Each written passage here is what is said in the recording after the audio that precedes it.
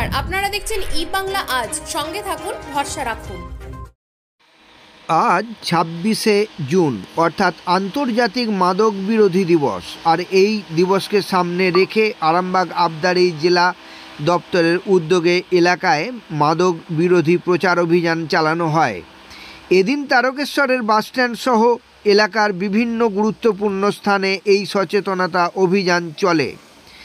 আপনারা দেখছেন ই বাংলা আজ। আপনারা তারই দৃশ্য দেখছেন ই বাংলা আজের পর্দায়। তারকেশ্বর থেকে সমীর দাস ও সঞ্জয় গোস্বামীর প্রতিবেদন। তারকেশ্বর প্রশাসনের তরফ থেকে দেখুন কি চলছে। জীবনে কখনোই নেশার উপকরণ নয়। এই ধরনের সমস্ত প্রকার মাদক ও ড্রাগ সেবন থেকে বিরত থাকুন। এই মারণ বিষ গ্রহণ করবেন না ও অপর কাউকে করতে দেবেন না।